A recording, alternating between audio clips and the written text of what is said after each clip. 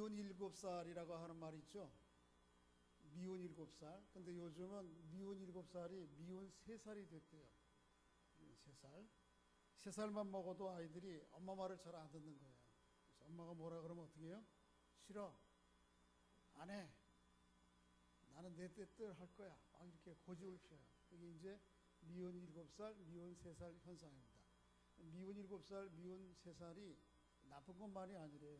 긍정적인 측면이 있는데 이건 뭐냐 하면 아이가 3살 전까지는 엄마와 자기를 동일시해요. 완전히. 그래서 엄마가 떨어지면 어떻게 하죠? 애들이 막 불안해서 견디지를 못해요. 이제 3살이 좀 넘어가면서는 이제 엄마로부터 자기를 독립적으로 생각을 하고, 그래서 독립적인 자기 형성을 하는 과정 중에 자연스럽게 나타나는 현상이 뭐냐면 미운 3살, 미운 7살 현상이에요. 싫어. 안 해. 엄마는 하지 왜 나한테 하라고 그러는 거야? 그리고 하는 거예요. 사실은 어려서 애들이 그렇게 하는 거는 좀 봐줄만 하잖아요. 이쁘잖아요. 때로는 화가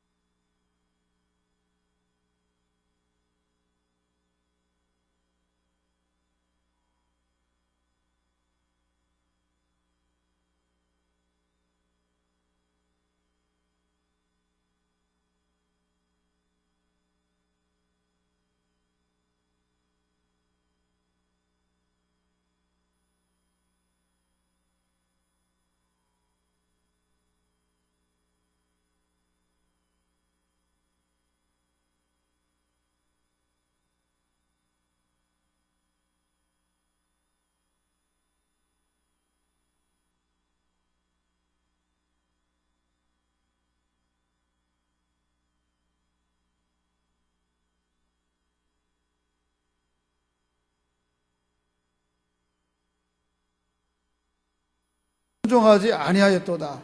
이사야가 이르되 주여 우리가 전한 것을 누가 믿었나였나이까 하였으니, 이스라엘 백성들이 어떻게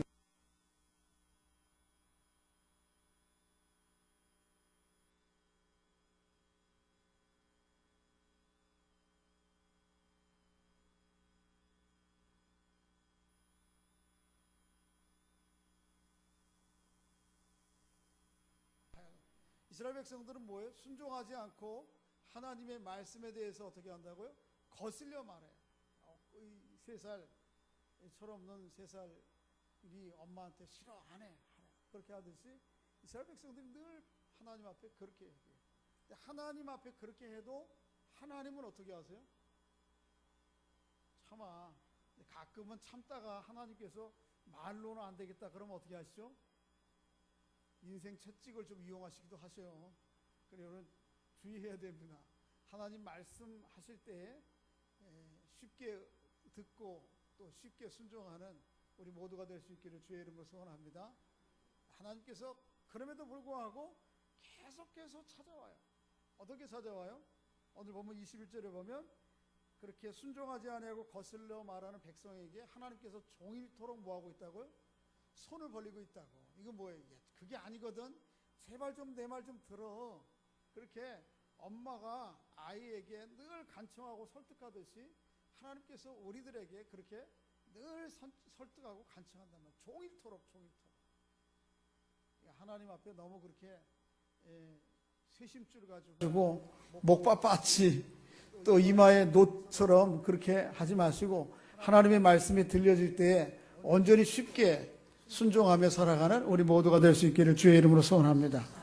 어느 정도 이스라엘 백성들이 하나님 앞에 완고하게 하는지, 그리고 이스라엘 백성들에게 하나님께서 어떻게 찾아오시는지 계속해서 종일토록 설득하시는지 오늘 보면 18절, 19절, 20절의 이야기를 합니다. 자, 한번 살펴보겠습니다. 19절, 18절 읽어봅니다. 시작. 그러나 내가 말하노니 그들이 듣지 아니하였느냐? 그렇지 아니하니 그 소리가 온 땅에 퍼졌고 그 말씀이 땅끝까지 이르렀도다 하였느니라. 거기까지만요. 바울은 오늘 18절에서 시편 19편 4절 다윗이 쓴 시편을 인용해서 하나님께서 이스라엘 백성들을 계속해서 설득해 오셨음을 이야기를 하고 있습니다. 오늘 말씀에 인용한 내용이 이거예요. 한번 따라해 보겠습니다. 그 소리가 온 땅에 퍼졌고 그 말씀이 땅끝에 이르렀도다. 물론 시편 19편 다윗이 쓴 4절만을 인용하고 있지만 이것은 4절만이 아닌 시편 19편에 담겨진 모든 내용들을 사실은 바울이 그 의미들을, 메시지를 차용하는 것이에요. 뭐니까 이런 것이에요.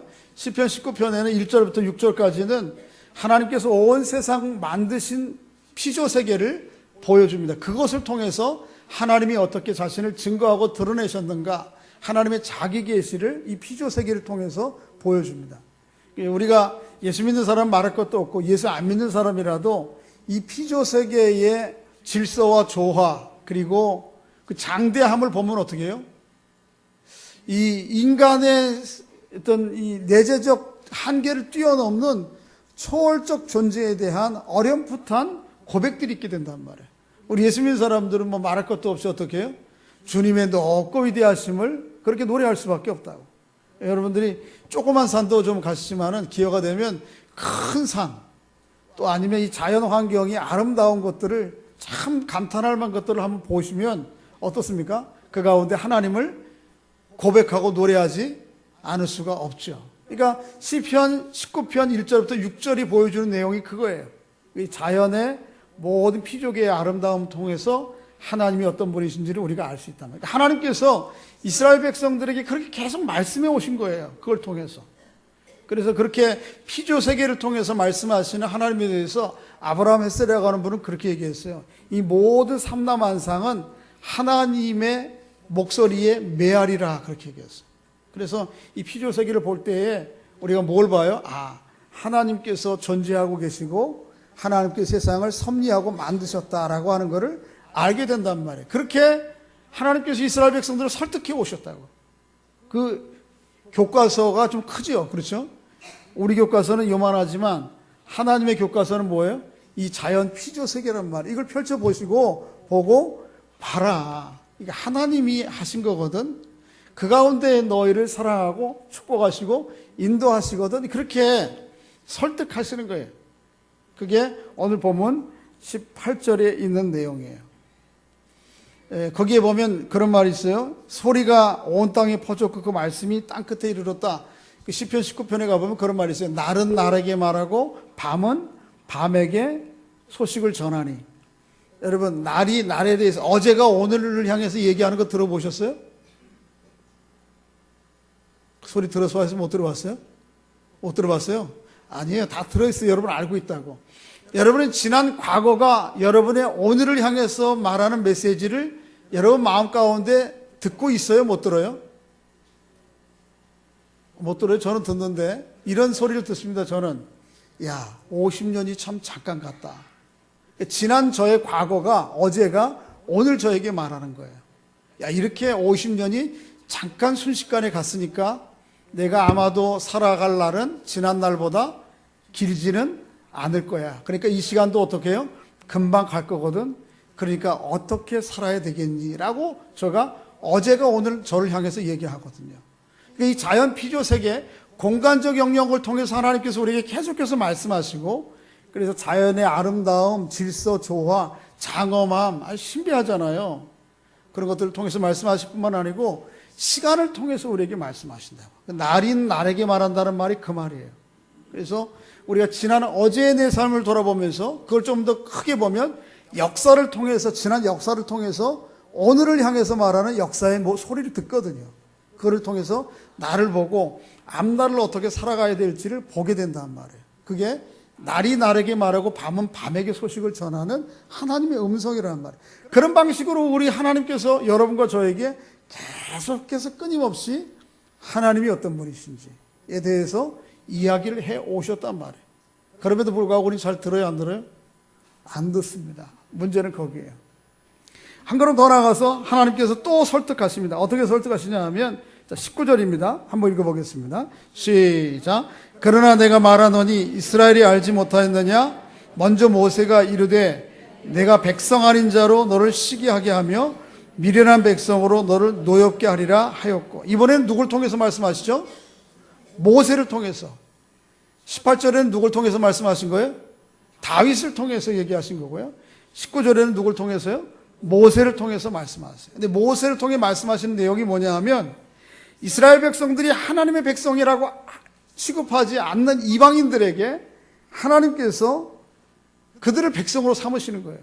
그렇게 함으로 말미암아 이스라엘 백성들이 뭐가 나도록? 시기가 나도록. 그래서 이스라엘 백성들이 하나님께로 돌아오게 하게끔 그거 얘기를 누가 했는가 하면 모세가 했단 말이에요. 또 그 다음에 20절에는 또 누굴 통해서 말씀하시는지 보세요. 한번 읽어봅니다. 시작. 이사야는 매우 담대하여 내가 나를 찾지 아니한 자들에게 찾은 바 되고 내게 묻지 아니한 자들에게 나타났노라 말하였고. 이번에는 누굴 통해 말씀하신다고요? 이사야 선지자를 통해서. 근데 그 내용은 19절에 있는 내용과 거의 유사한 것입니다. 이스라엘 백성들이 자기들만 하나님의 백성이라고 생각했는데 자기들에게 얘기하는 것, 말씀하시고 드러나시는 것만 아니고 백성이 아닌 사람들에게 전혀 하나님을 구하고 찾지도 않은 사람들에게 하나님이 찾아가세요. 그리고 만나주세요. 그리고 그들을 백성 삼으세요. 이건 뭐예요? 이방인들을 하나님 백성 삼으시는 것을 이야기하는 거예요. 그러니까 19절, 20절이 비슷한 의미의 내용이 뭘 얘기해요? 하나님께서 이스라엘 백성들이 말을 안 들어요. 그러니까 전혀 하나님 백성과 관련이 없는 이방 사람들이 하나님 말을 듣게 해서 그 하나님께로 이방인들이 돌아오는 것을 보고 마음에 뭐가 나요? 시기가 나서라도 이스라엘 백성들이 누구에게 믿도록? 하나님을 믿게 만드는 거예요. 이런 거예요. 저를 보세요. 위에서 지금 난방기가 겨울에 이게 참 문제인데 따뜻한 공기가 내려오면 눈이 촤르 감깁니다. 좋긴 좋은데 사랑하는 자에게 잠을 주신다고 그랬으니까 그래도 정신 차리셔야 됩니다. 저를 보십시오. 아이들이 이제 이유식이 끝나고 나면 밥을 먹기 시작하잖아요. 그렇죠? 근데 밥을 잘 먹어요? 안 먹어요? 잘 먹어요? 잘 안 먹어요. 이유식 나고 이제 이빨 나기 시작하고 그럴 때 어른들이 먹는 음식이 아직 익숙하지가 않고 거칠고 그러니까 잘 안 먹는다고. 그러면 엄마들이 어떻게 해요? 먹이려고 애를 쓰죠. 그렇죠? 이유식만 아니고 이제 양식을 잘 먹어야 성장하니까. 그래서 엄마는 안타까워서 먹이려고 해도 안 먹어요. 우리의 경험을 얘기하면 저희가 전도사 생활할 때 우리 애 둘째 낳았는데, 그래서 이 어린이집에서 하는 그 아이를 맡기고 제가 사역하고 저녁에 데려가고 그랬는데요. 가끔 이제 점심시간에 애가 어떻게 생활하는가 이렇게 한번 지내보면, 가보면 다른 애들은 점심 다 식사 다 끝나고 다 갔어요 벌써. 그래서 저쪽 방에 가서 막 놀이하고 노는데 우리 애만 밥상을 거기 앉아가지고 가만히 있어요. 이러고 밥을 입에다가 물고 씹지를 않아. 한번 한 숟갈 들어가는 다음에는. 그리고 입에다가 넣고 애들 뭐 하나 이거 구경하고 있고. 그러니까 그 선생님이 데리고 앉아가지고 어떻게 먹여, 씹어 빨리. 그래서 생켜 이래야지만 씹는 거예요. 먹이는 거예요. 우리 애들만 그런가? 아주 그렇단 말이에요, 종종. 그런데 이제 그런 아이들에게 먹게 하는 방법, 유인책이 하나 있습니다. 그건 뭐냐 하면, 집에서는 형제나 아니면 친구가 오면 엄마가 그 아이에게 밥을 먹여주지 않고 누구에게 먹여주는 거예요? 친구에게 밥을 먹여주는 거예요. 거기에 관심 두지 말고, 야, 너 맛있지? 먹어라. 아, 이거 잘 먹는다. 잘 먹네. 맛있지? 맛있어요. 막 그러면 입에 밥 물고 안 먹고 버티는 애가 나중에 어떻게 하죠? 엄마! 놔줘! 그런단 말이에요. 그러니까 이게 음식을 먹고 싶어서가 아니고 뭐가 나서?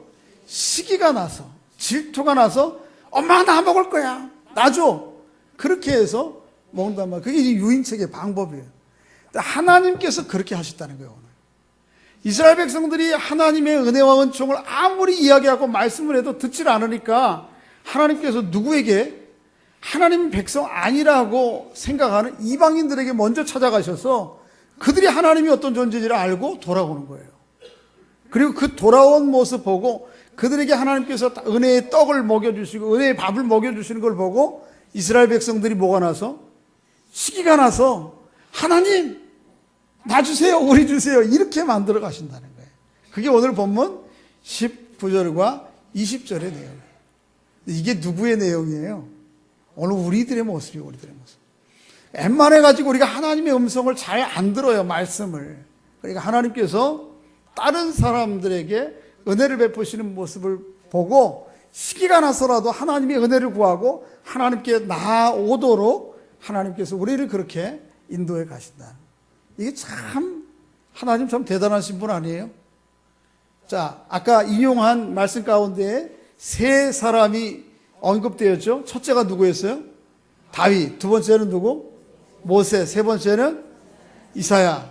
그런데 여러분 성경을 조금 더 연구해 보면 이 사람들이 그저 여러 선지자 가운데 우연히 선택된 사람들이 아니에요. 여러분 구약 히브리 사람들이 구약 성경을 가지고 있는데 그 구약 성경의 구성은 세 개로 되어 있어요. 세 개. 첫째는 토라라고 하는 창세기, 출애굽기, 레위기, 민수기, 신명기, 이거를 누가 기록했죠? 모세가 기록했어요. 그 모세가 거기 나오는 거예요. 그 다음에 그래서 그걸 토라라 그러고요. 그 다음에 나오는 역사서, 우리로 얘기하면 예레미야에서부터 나오는 쭉 예언서 자체를 뭐라 하냐면 케투빔이라고 그래요. 그게 예언서 전체예요. 그리고 구약성경 안에 시편, 잠언, 전도서와 같은 이런 시가서, 그걸 뭐라고 그러냐면 히브리 사람들은 느비힘이라고 그래요. 그러니까 이렇게 토라, 케투빔, 느비힘 전체가 구약성경 전체야. 그러니까 토라를 대표하는 기록한 모세, 그 다음에 케투빔을 기록한 선지자 중에 대표 누구? 이사야. 그 다음에 느비힘을 기록한 대표적인 사람 누구? 다윗. 이 세 사람을 다 동원하는 거예요. 이 얘기는 뭐예요? 하나님께서 구약 처음부터 끝까지 하신 일이 뭐예요? 이스라엘 백성들 설득하는 일이었다는 거예요. 그래서 얼르고 달래고, 처음엔 달래다가 안 되면 어떻게 하는 거예요? 얼르는 거예요. 얼르는 게 뭐죠? 달래는 거는 뭐고 얼르는 건 뭐예요?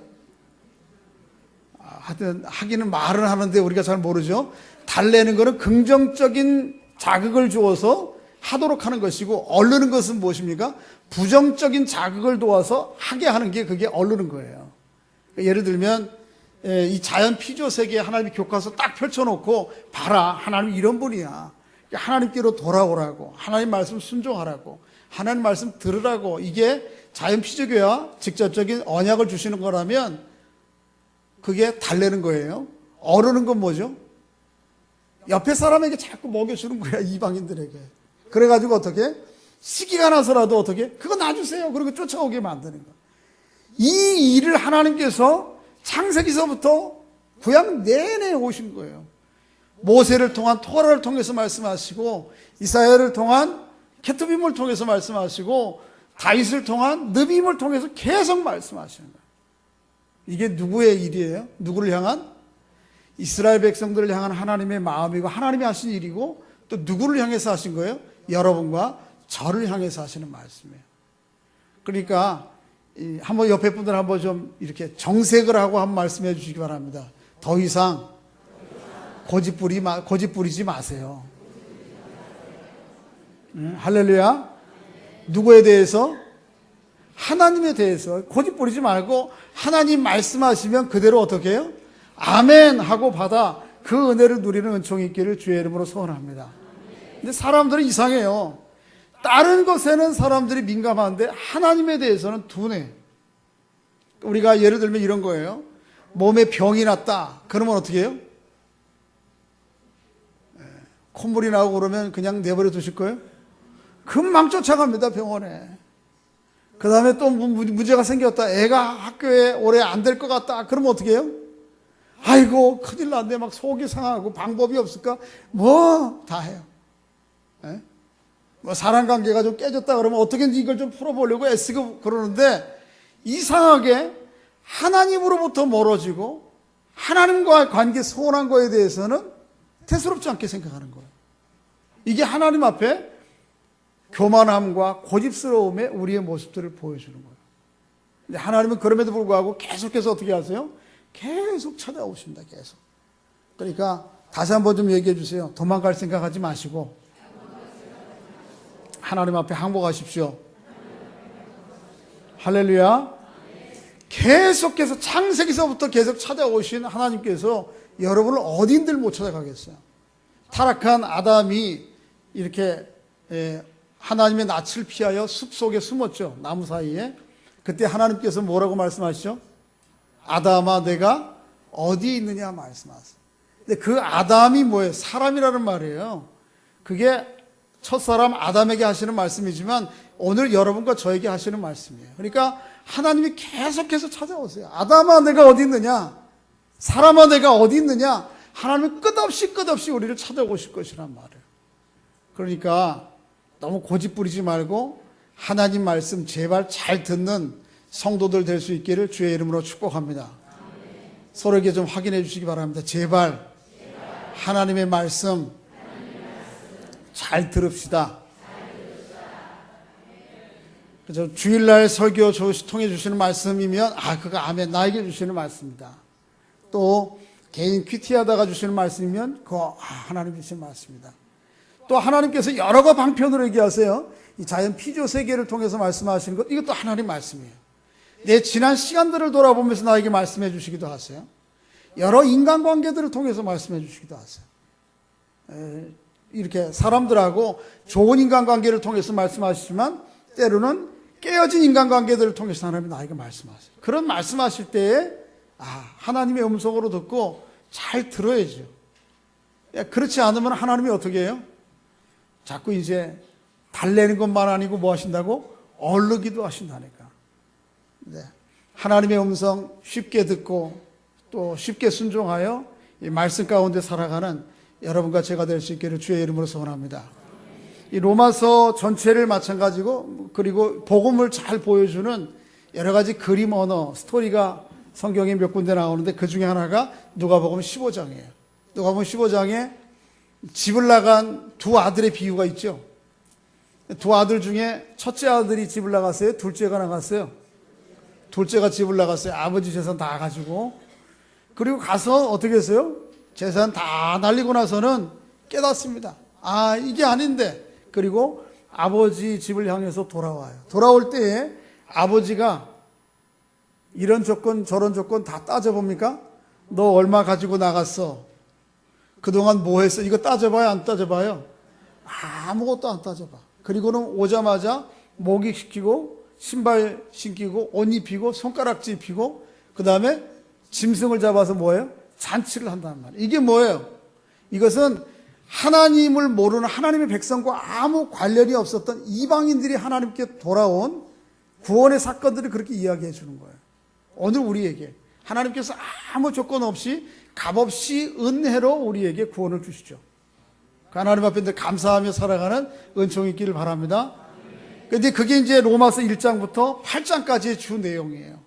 그리고 9장, 10장, 11장은 육신적 이스라엘, 하나님의 백성이라고 스스로 알고 있고 사람들이 인정하지만은 그래서 하나님의 율법도 가지고 있고 예배도 있고 종교적인 의식이 있지만 실제적으로는 마음이 떠나 있는 아들. 이게 몇째 아들이에요? 첫째 아들이에요. 첫째 아들은 아버지 집을 안 떠났어요. 그렇지만 아버지 집에 있지만 몸은 있지만 마음은 어떻습니까? 늘 하나님과 거리가 있었어요. 어느 날 이 첫째 아들이 들에 나갔다가 돌아오니까 자기 집 쪽에서 막 연기가 나고 사람이 왁작지껄하고 그래요. 그래서 종한테 시켰습니다. 이게 무슨 일이냐? 그랬더니 종이 와서 얘기하죠. 당신의 동생 재산을 아버지 재산을 가지고 나가다 탕진하고 왔던 그 아들이 완전히 병들고 거지가 되어서 돌아왔습니다. 그런데 당신의 아버지가 그 아들을 아무 조건 없이 받아들여 줬습니다. 그러면 어떻게 해야 되겠어요? 형이 빨리 뛰어들어가서 돌아온 동생을 맞고 아버지 이제 한시름 놓으셨습니다. 그래야 될 건데 들어가요? 안 들어가요? 안 들어갑니다. 소식을 들어요. 그 아버지가 형이 일터에서 돌아왔지만 문 밖에서 집으로 안 들어온다는 이야기를 듣고 아버지가 몸소 나가요. 동양시대에 아버지는 문 밖으로 함부로 나가는 것이 아니에요. 아버지가 나가야 되겠어요? 아들이 와야 되겠어요? 아들이 와야 되지. 근데 안 들어가는 거예요. 그리고 아버지가 나오셔서 설득하십니다. 야, 왜 그러냐? 들어가자. 그래도 아들이 들어가요? 안 들어가요? 안 들어가요. 그리고 아버지에게 훈계합니다. 아버지의 재산을 다 말아버린 저 동생은 저렇게 맞아주고 나는 아버지 집에서 한 번도 집을 떠난 적이 없고 아버지의 명을 지켜서 어긴 일이 없는데 나한테는 염소새끼 한 마리 주어서 친구들이랑 잔치한 적이 있습니까? 하나님 아버지 어찌 그럴 수 있습니까? 라고 아버지를 어떻게 해요? 훈계한단 말이에요. 훈계. 이게 누구예요? 오늘 우리들이란 말이에요. 그러니까 하나님의 아버지 하나님께서 어떤 모양으로 말씀하시지 그 말씀하심에 귀담아 쉽게 듣고 순종하며 살아가는 여러분과 제가 될 수 있기를 주의 이름으로 소원합니다. 여러 방식으로 하나님 우리에게 말씀해 오세요. 자연 피조 세계를 통해서 시간의 역사들을 통해서 다른 사람들과의 관계들을 통해서 더 직접적으로 하나님의 말씀을 통해서 그때마다 하나님 내 문 앞에 와서 놓고 하시는 그 하나님, 그 하나님을 문 밖에 문전 박대하지 말고요. 그리고 늘 주님을 모셔 그 주님 앞에서 하나님의 은혜들을 누리며 살아가는 삶의 은총이 있기를 주의 이름으로 축복합니다. 하나님이 여러분과 저를 향해서 어떻게 하죠? 종일토록 손 벌리고 계십니다. 얘야, 좀 제발 내 말을 들어라. 한번 들어봐라. 그렇게 말씀하신 하나님의 음성을 귀담아 듣고 그 은혜 가운데 살아가는 성도들 될 수 있기를 주의 이름으로 축복합니다. 아버지 하나님 아들이 감사합니다. 저희들을 사랑하셔서 하나님과 아무런 관련이 없는 사람들이었음에도 우리 주 예수 그리스도 십자가에 내어주심으로 하나님의 자녀 삼아주시고 하나님의 자녀의 삶을 살아갈 수 있도록 은총을 베풀어 주시니 감사합니다. 그런데 언제부턴가 우리의 마음 가운데 이 첫째 아들과 같은 마음이 생겼습니다. 그래서 하나님의 부르심에 기꺼이 쉽게 응답하고 하나님 앞에 나아가기보다는 내 생각과 내 고집과 내 주관을 주장하며 하나님 인도하심과 설득에 때로는 순종하지 아니하며 살아갔던 저희들의 모습을 고백합니다.